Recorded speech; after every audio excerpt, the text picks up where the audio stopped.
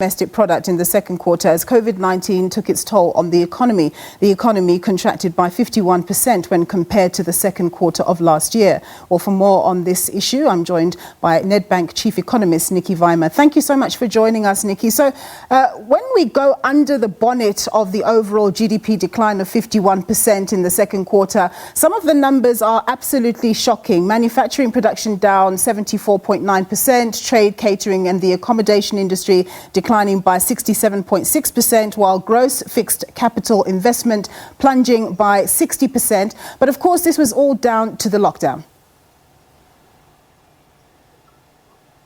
Absolutely. So it's all April, really. So in April, what we saw was that essentially almost no economic activity was allowed to happen. So it's literally you flick that switch, you switched everything off.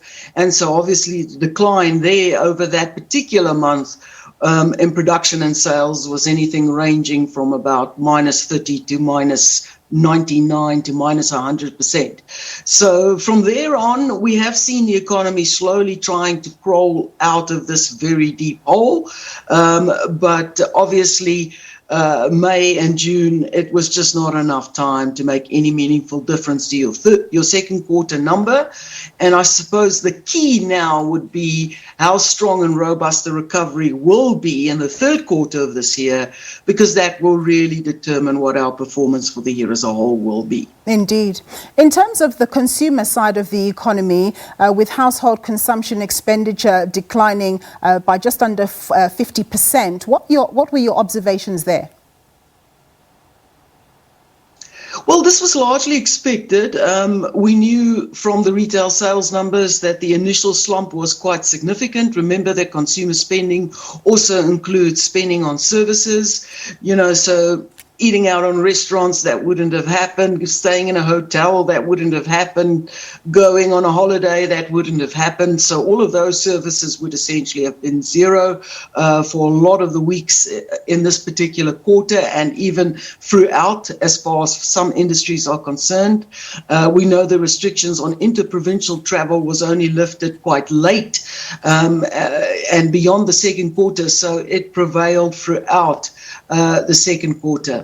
And just generally speaking, I think the more interesting set of information that will shed more light on what's going on in the life of the consumer will be when we get the quarterly bulletin from the Reserve Bank, which will give us an indication really of what's been happening in terms of personal disposable income, what's been happening in terms of household indebtedness. That will be very, very interesting.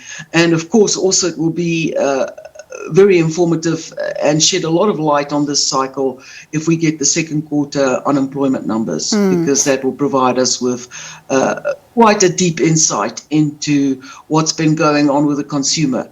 But what we do know is that clearly the first initial hit was simply because the economy was switched off. Consumers weren't allowed to buy a lot of the goods they would normally buy apart from the essentials. So that's not necessarily reflective of unemployment or drops in disposable income.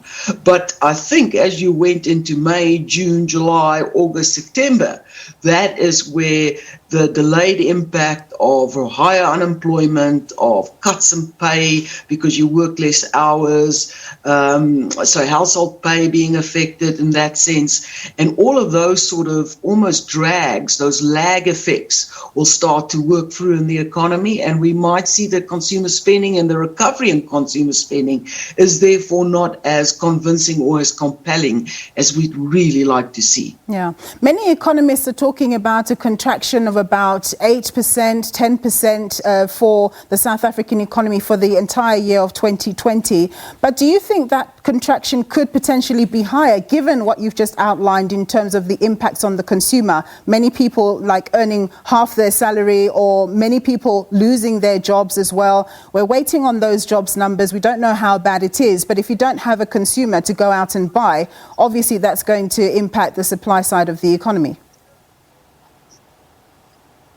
For certain, the consumer in our case is over, around 60% of our economy. So if you can get a grip on what the consumer is going to do, you're going to be very close to understanding what's going on with the South African economy.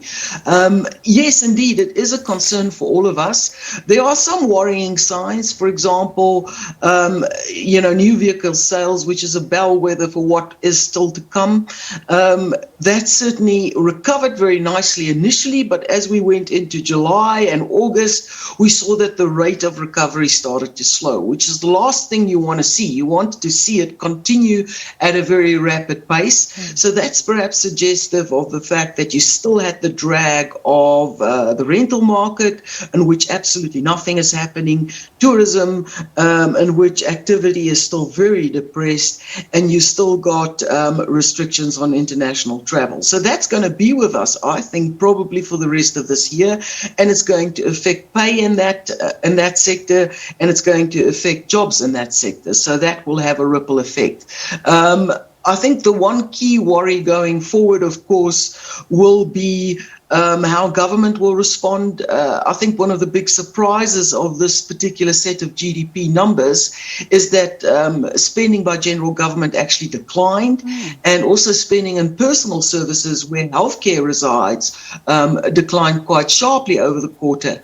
So that's a little bit counterintuitive. You would have thought government, announcing the 500 billion rand spending package would have increased spending, and that it wouldn't entirely have offset the decline in GDP in the second quarter, but it would have at least made it less grim than it is at the moment. Yeah. So like you say, we're waiting for government's response. We're waiting for a special economic recovery plan that President Ramaphosa has spoken about on numerous occasions, to deal with the COVID fallout. What, in your view, needs to be some of the interventions and, urgent interventions in order to help us to ensure that we come away from the brink? Listen, I think the government have very few options. That is actually one of the key problems here.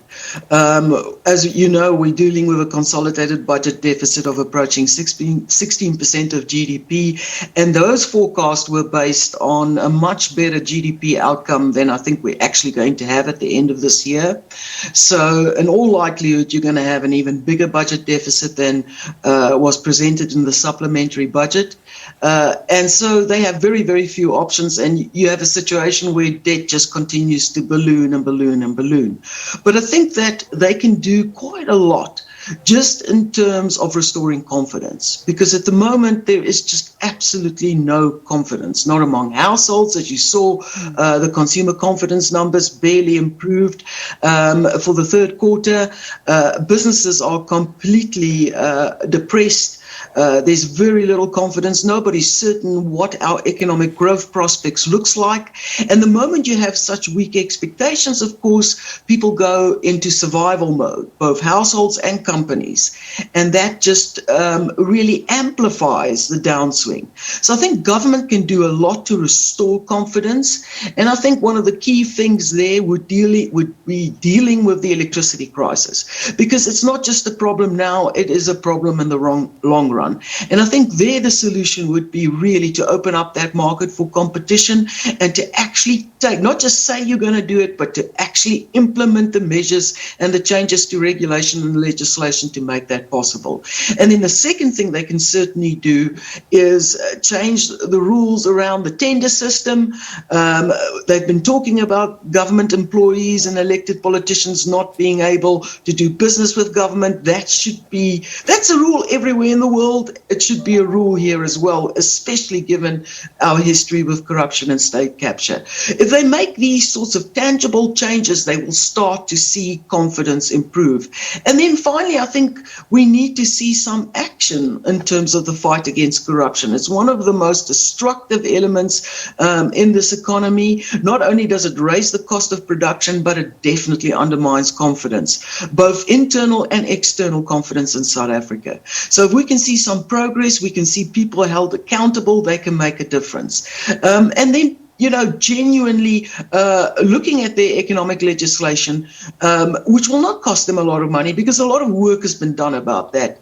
And actually, if certain areas are contentions and they are disincentive to investment, scrap it and start all over again, remove those negative elements.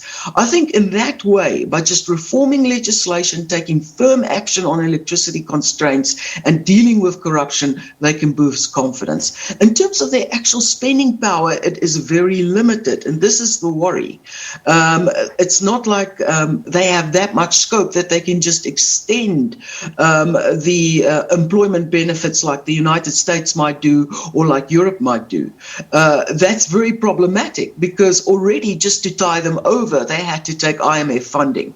If you're going to extend it even further, you might put yourself in a position that you cannot withdraw from in the future, raise your expenditure levels permanently, and then you're in a bit of a pickle and you might have to return to the IMF. So I think as far as spending is concerned, the focus there really should be to spend the money you have a lot more wisely and a lot more effectively. Nicky, thank you very much for your contributions. As always, Nicky Weimar, she's the Chief Economist at Nedbank.